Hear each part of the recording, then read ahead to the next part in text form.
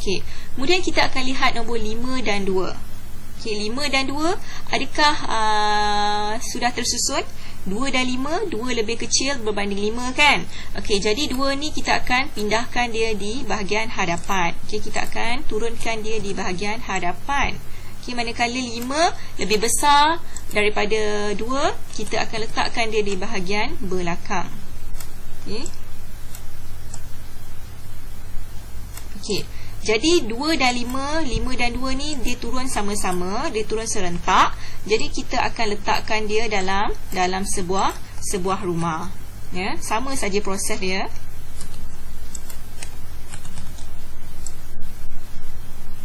Okey, begini ya.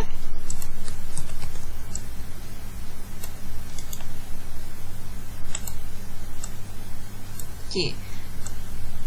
Kemudian 7 nak compare dengan siapa? Tak perlu compare dengan sesiapa sebab semua nombor sudah turun kecuali dia. Jadi dia perlu turun. Dia perlu turun sorang-sorang. Dia perlu turun sendiri-sendiri. Okey, dia turun sorang-sorang sini. Dia turun di sini ya. Okey, jadi bila dia turun sendiri-sendiri, dia akan duduk dalam rumah sorang-sorang lah. Okey, dalam sebuah rumah sorang-sorang. Okey, dia jadi macam ni lah. Ya. Okey. Sekarang kita lihat. Okey, untuk peringkat yang akhir ni, peringkat yang last kali ni, okay, sudah jadi nombor 1, 2, 5, 7. Okay, sekarang saya tanya anda semua, adakah nombor 1, 2, 5, 7 ini sudah tersusun? Okay, 1, 2, 5, 7 ini sudah tersusun ya, daripada nombor yang terkecil hingga nombor yang terbesar. Okay, from the smallest number to the biggest number. Okay, from 1, 2, 5 and 7. So, apa yang kita perlu buat lagi sekarang ni? Kita perlu turunkan semua nombor ini satu per satu ke bawah ya. Di mana kita akan susun semula lah.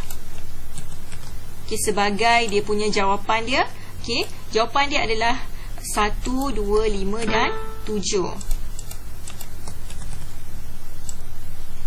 Okay, so dia akan jadi macam ni lah ya.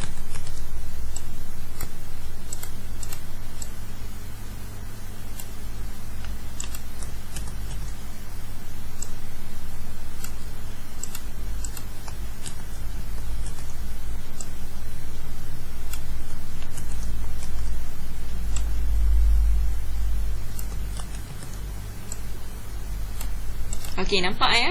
Okey, tadi soalan dia di atas sekali ni tadi. Okey, saya buka besar. Okey, soalan dia yang atas tadi sekali, kita akan lihat ini soalan dia.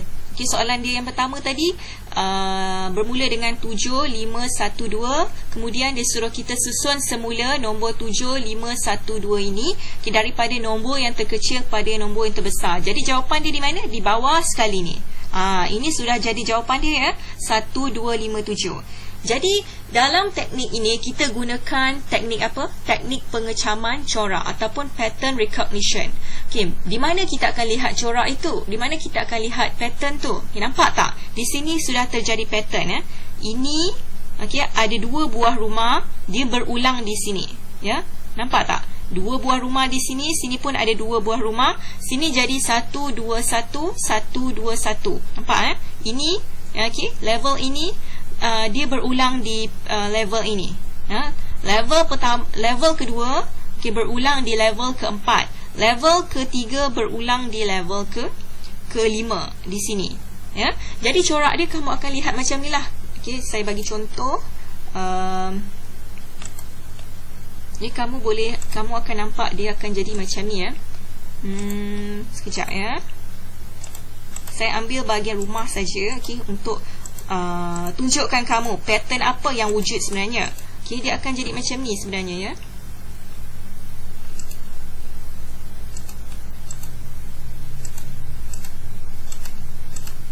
Okay, sebentar ya, saya cuba. Saya akan ambil dia punya pattern yang wujud.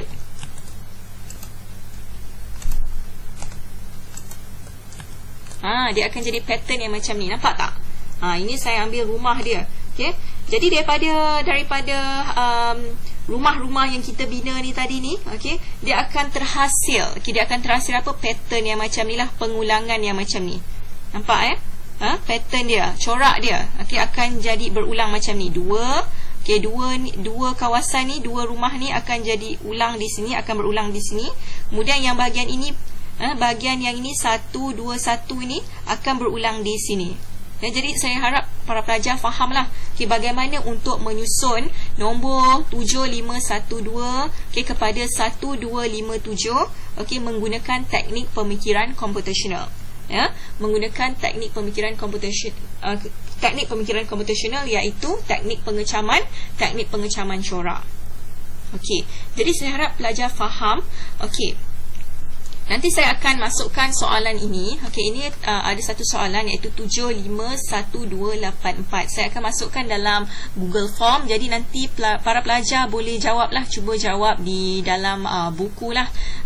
Ini kita panggil sebagai teknik pengecaman corak ataupun pattern recognition. Seterusnya kita ada sebuah gambar sebuah kasut. Apa kaitannya kasut ini dengan teknik pemikiran komputasional? Saya sebenarnya nak tunjuk dalam kita memilih kasut. Memilih kasut apa? Kasut sekolah. Apakah perkara yang paling penting untuk kita fikirkan, untuk kita ambil tahu dalam kita memilih kasut sekolah? Ini adalah salah satu teknik dalam pemikiran komputasional iaitu yang dipanggil sebagai teknik peniskalaan. Rujuk semula buku teks kamu. Rujuk semula buku teks kamu di bahagian teknik peniskalaan. Di dalam teknik peniskalaan ini kita akan memilih. Memilih apa? Memilih situasi-situasi yang penting, perkara-perkara yang penting sahaja. Dan kita abaikan perkara-perkara yang kurang penting. Contohnya, kalau kita memilih kasut sekolah, kita akan pilih saiz dahulu. Itu yang paling penting. Saiz. Saiz adalah perkara yang paling penting dalam kita membeli kasut. Kemudian, adakah kita lihat dia punya reka bentuk? Mungkin reka bentuk memainkan peranan untuk setengah orang, tetapi reka bentuk juga tidak memainkan peranan untuk seseorang, untuk seseorang individu yang lain. Jadi reka bentuk adalah sebenarnya kurang penting. Yang paling penting adalah saiz. Kemudian apa lagi yang kita akan tengok adalah harga. Harga adalah perkara yang paling penting apabila kita membeli kasut. Membeli kasut sekolah. Jadi dalam teknik peniskalaan juga kita boleh gunakan untuk situasi-situasi ataupun aktiviti-aktiviti harian kita. Ini contohlah. Kemudian seterusnya, ini adalah gambar ikan. Gambar ikan yang contohnya kalau ibu awak semua beli ikan di pasar. Jadi apakah perkara yang paling penting yang ibu awak perlu ambil tahu? Mungkin ibu awak perlu ambil tahu adalah kita akan tengok kesegaran ikan. Kesegaran tu maksudnya kita akan tengok fresh. Adakah ikan itu masih fresh ataupun tidak? Kemudian kita akan lihat harga ikan. Biasanya kalau orang beli ikan, dia akan lihat tu lah harga ikan, sama ada ikan itu masih fresh ataupun tidak. Bentuk ikan, adakah penting? Kurang penting. Warna ikan penting ke? Kurang penting. Biasanya orang akan lihat harga. Harga terlebih dahulu, kemudian orang akan lihat sama ada ikan tu fresh ataupun tak. Begitulah. Kemudian jenis ikan yang hendak dibeli. Ini adalah teknik peniskalaan di mana kita akan fikirkan hanya perkara yang penting saja dan tinggalkan perkara yang kurang penting, yang tidak penting. Ini adalah ada satu soalan juga. Soalan yang berkaitan dengan teknik peniskalaan di mana kita akan memilih. Kita akan memilih apa? Memilih laluan yang paling ringkas, yang paling pendek. Ini juga adalah termasuk dalam teknik peniskalaan. Ini contoh ini ada di buku teks kamu. Di buku teks kamu di muka surat. Sekejap ya, saya tengok. Di muka surat 11. Contoh ini ada di muka surat 11. Tetapi dalam muka surat 11 ni adalah contoh lain. Tetapi kamu boleh rujuk muka surat 11 ini untuk menyelesaikan masalah, yang ataupun latihan yang saya akan beri ni nanti. Saya akan masukkan ini dalam Google Form juga untuk kamu selesaikan. Jadi ini adalah bentuk soalan ataupun contoh-contoh soalan berkaitan dengan teknik peniskalaan. Anda berada di zon A dan ingin menuju ke zon G. Maksudnya anda berada di A dan ingin pergi ke G. Okay? Pilih laluan yang paling dekat untuk ke zon G. Jadi anda perlu pilih. Okay? Pilih sekurang-kurangnya 3 laluan lah. Okay? 3 laluan yang paling dekat untuk pergi ke G. Okay? Macam mana nak pilih laluan yang paling dekat? Okay, awak perlu ikut laluan yang paling pendek lah. Maksudnya jarak dia paling pendek lah. Bila tambahkan jarak ni, jarak dia adalah paling pendek. Paling sedikit jumlah dia. Jadi apabila anda memilih jarak yang paling pendek itulah dinamakan situasi anda membuat keputusan-keputusan yang paling penting. Okay, anda perlu fikirkan perkara-perkara yang paling penting, iaitu anda abaikan jarak yang jauh lah. Jarak yang panjang, jarak yang jauh anda tinggalkan.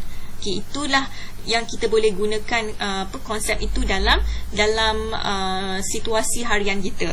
Okay, menggunakan teknik peniskalaan. Okay, nanti saya akan masukkan ini dalam Google Form.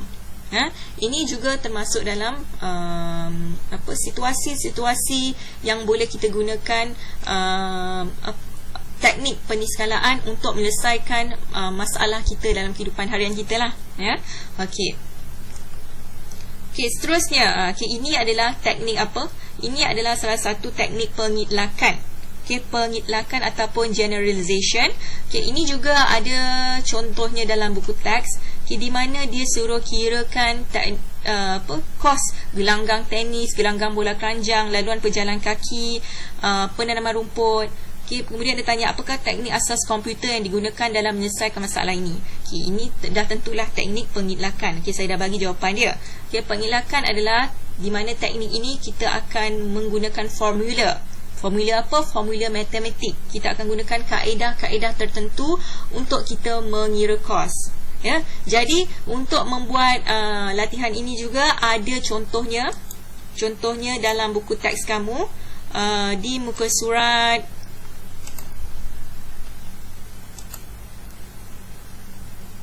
8, 7 dan 8.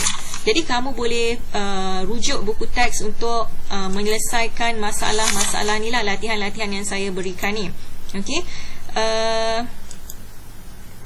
Okey, jadi latihan ini juga saya akan masukkan.